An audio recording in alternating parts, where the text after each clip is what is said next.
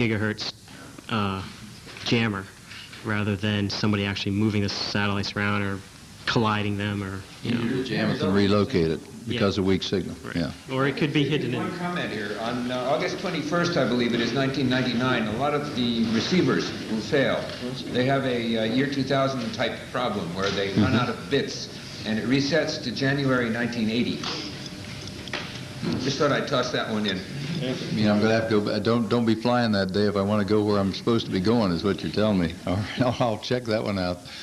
How about, could you get in and transfer Federal Reserve funds to someplace?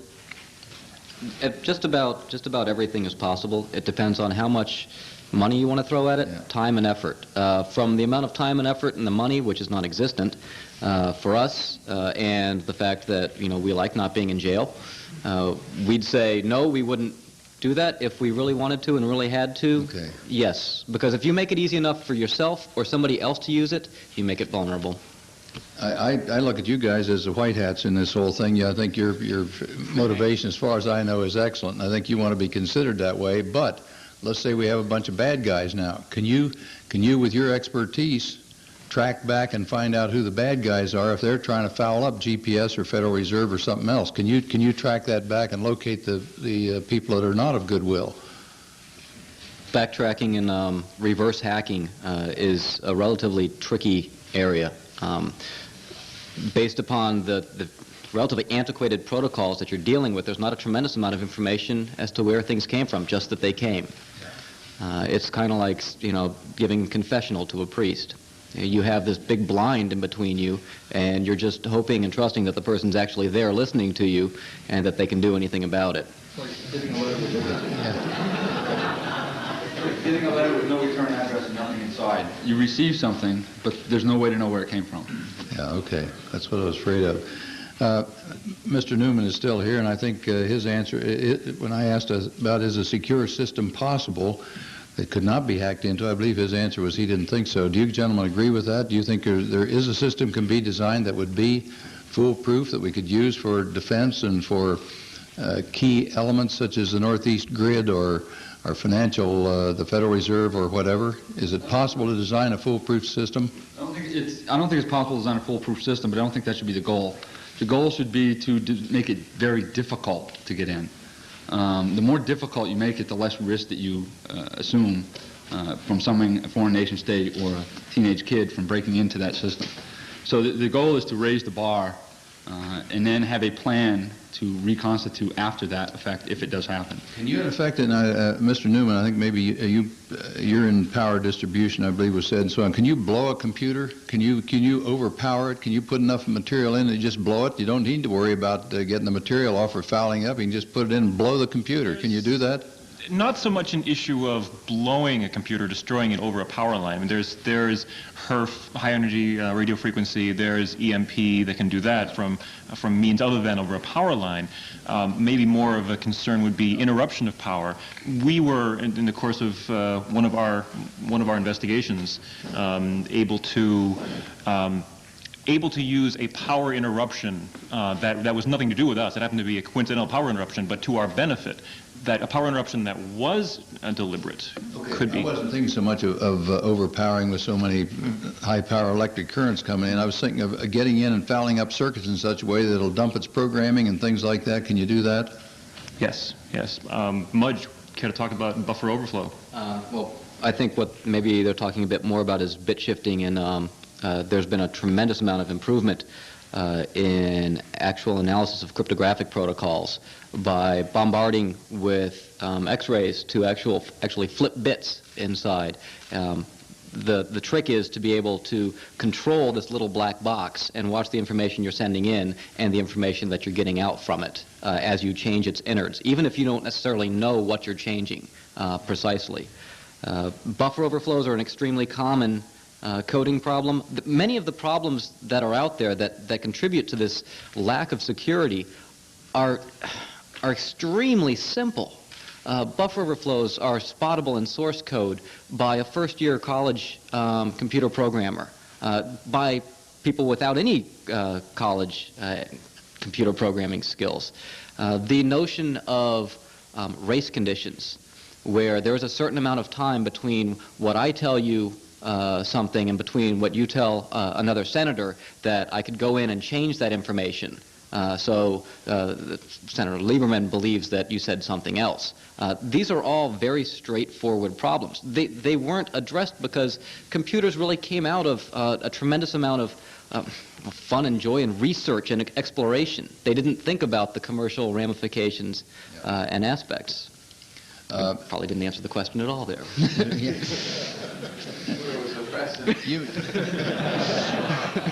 You may want to run for public office one of these days.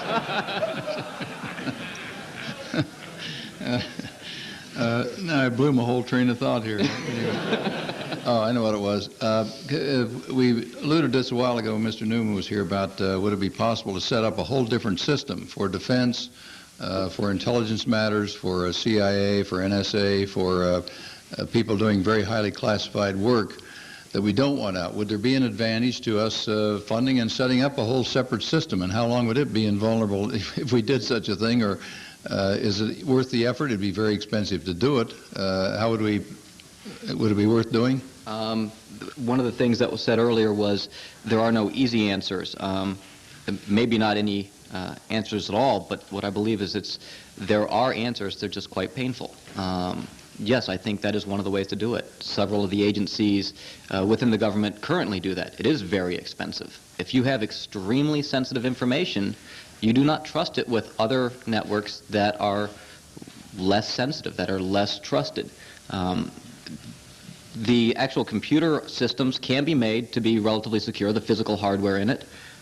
It becomes very costly. It's a cost-benefit analysis that you end up doing here. The software can be improved upon. The software doesn't have to be fantastic. I mean, one of the things that strikes me is there's a tremendous amount of interest in the year 2000 problem. And every time I hear it, I have to sit back and I chuckle to myself, because we're worried about the year 2000 when these systems crash, but they're crashing left and right now and nobody cares. The systems, you can work with them right now. They do crash. I mean, how many times has anybody in here run Windows and had to reboot it, or a Macintosh? I mean, left and right. They still work. If you put them in a secluded room, put a guy with a gun next to it, and don't let it talk to other systems, it's relatively secure. I'm not quite sure what we do if we require the computer industry to do something. You say that there are no incentives for industry to do much. I'm not quite sure what they do. This is like some people may want to buy the equivalent of a Model T Ford. They buy a tiny car. Other people want to buy more security, and so they buy a great big, or a lot of people go into vans now because they're bigger and heavier and show less fatalities in an accident, things like that. You're going to have different levels that people want to go at. How would you go about the computer industry? What would you require them to do that would make this program better, or would it just be making government agencies and people know that if they're going to go to certain types of information, or banks or the Fed or whatever, that they have to buy a computer that is upgraded to a certain level, and we should be much more cognizant of these security levels when you purchase a computer than ever before. That's sort of a convoluted statement, but you know what I'm driving at, I think. How do we regulate this? I'm not sure we could. Well, actually, in the industry now, Microsoft sort of does the Model T in another car example. They have Windows, which is sort of the Model T, that's for your individual user at home, and then they have Windows NT, which is a more secure system.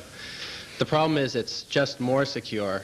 Doesn't mean it is really good enough for doing what you'd say is a secure system that's good enough. And the problem is we get back to they have no liability, and they just say, it doesn't work, sorry, we'll fix it in the next release. They don't have any way of telling you, the customer, or no one really does that I know of, what they did to make the system secure. You can't say, show me your security architecture, show me your development process that went through and looked for the problems, and show me that the system is secure. No one's doing that. No one's really selling a commercial product that does that, can assure you, the buyer, that you are buying the Cadillac with the bulletproof glass. So no one's really selling that, and no one's really assuring anyone that that's true. It comes down to Microsoft just saying, trust us, and there's really no way to test the product to find out if, in fact, it is secure, at least by the end user or the consumer. So unlike the Cadillac with the bulletproof glass, you can go up and you can look at the glass and see how thick it is. You can't do that with software. Sure, my time is more than up. We don't have lights here, but just one more question here. It would seem to me maybe all of our concern, and maybe this overstates it, but our concern about whether people get in and have access or can manipulate a system where it transfers something to another spot or something, maybe this isn't our biggest danger. Maybe it's Stefan's thing over here where you just get in. If you really wanted to do harm to our country, you just get in effect, blow the computer or do the transfers, as you said, about by X-ray or whatever it is, and you've fouled up the whole thing irretrievably, rather than going in and trying to manipulate a system. Should our biggest worry be in this area? And it would seem to me that that might be something that'd be easier to protect against than all this getting in and fouling up somebody's specific software program. Am I over optimistic? It's much simpler for someone to perform a denial of service than it is to change the data and insert their own or to manipulate. Not be surreptitious. You'd know it when it happened. That's for sure. You exactly. Wouldn't. Much less expensive to do that kind of damage, and much simpler. Easier to prevent against. Perhaps more straightforward in the short term to harden the major network access points and to the extent of a military facility, making more tempest-proof facilities. Or X-ray-proof shielding, something like that. I was thinking. Yeah, that may be simpler in the short term. There is documentation on that.